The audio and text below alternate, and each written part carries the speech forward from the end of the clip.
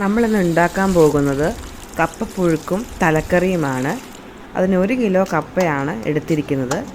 അത് നന്നായി കഴുകി വൃത്തിയാക്കി ചെറുതായി അരിയുക. ഇതിനൊരു അരപ്പുണ്ടാക്കണം. അതിനായിട്ട് നമുക്ക് അരമുറി തേങ്ങ, 10-12 ചുവന്നുള്ളി, 5-6 വെളുത്തുള്ളി, ഒരു ചെറിയ കഷ്ണം ഇഞ്ചി, 5-6 കാന്താരി, കുറച്ച് കറിവേപ്പില ഇവയെല്ലാം ആവശ്യമായിട്ടുണ്ട്. ഇതെല്ലാം നമുക്ക് മിക്സിയിലിട്ട് അരച്ചെടുക്കാം.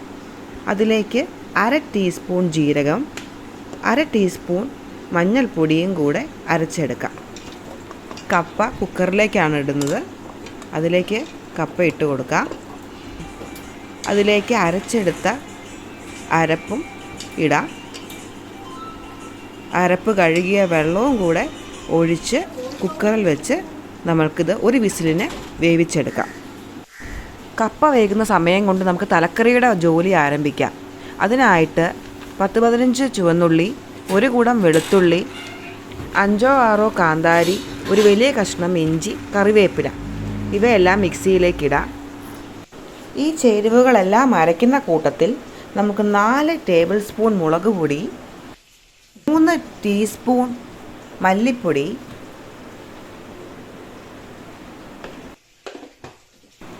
കുറച്ച് മഞ്ഞൾപ്പൊടി, 1/2 ടീസ്പൂൺ പെരുംജീരകപ്പൊടി ഇവയെല്ലാം മിക്സിയിലിട്ട് അരച്ച് ഒരു പേസ്റ്റ് പരുവത്തിലേക്ക് ആക്കിയെടുക്കുക. 5-6 കുടംപുളി കഷ്ണമാക്കി കഴുകി വെള്ളത്തിലിട്ട് വെക്കുക. കൂട്ടത്തിൽ അല്പം കറിവേപ്പിലയും കൂടെ ഇട്ട് വെക്കാം. ഒരു മണത്തിന് നല്ലതാണ്.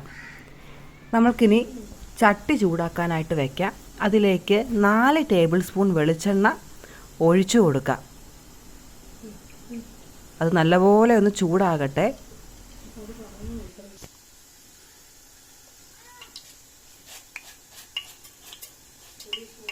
അതിലേക്ക് 1/2 ടീസ്പൂൺ ഉലുവയും 1/2 ടീസ്പൂൺ കടുകും ഇട്ട് പൊട്ടിച്ചെടുക്കാം.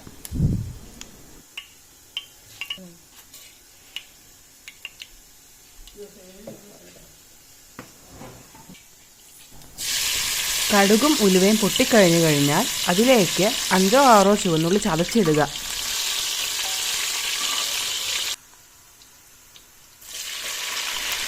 കറിവേപ്പിലയും കുടംപുളിയും ഇട്ട് കൊടുക്കുക. അതിനുശേഷം അരച്ച് വെച്ചിരിക്കുന്ന അരപ്പ് പാത്രത്തിലേക്ക് ഇട്ട് കൊടുക്കുക.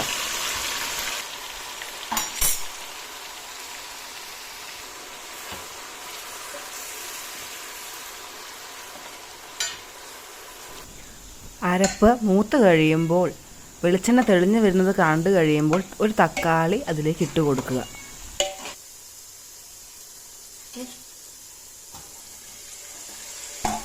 ആവശ്യത്തിനുള്ള വെള്ളം ഒഴിച്ചു കൊടുക്കുക.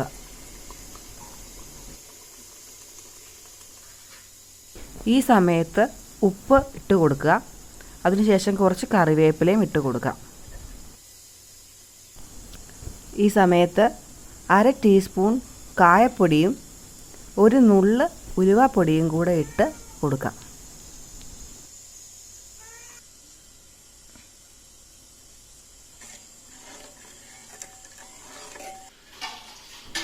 തിളയ്ക്കാനായി മൂടി വയ്ക്കാം. തിളച്ച ശേഷം നമ്മൾക്ക് തല അതിലേക്ക് ഇട്ട് കൊടുക്കാവുന്നതാണ്.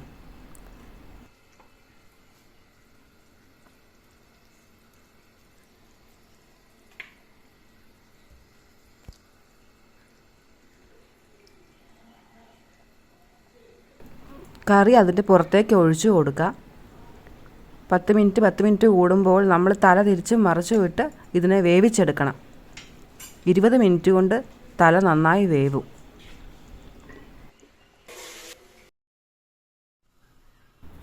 കറി വെന്ത് കഴിയുമ്പോൾ അതിലേക്ക് പച്ച വെളിച്ചെണ്ണയും കറിവേപ്പിലയും ഇടാം. നല്ലൊരു മണവും കിട്ടും.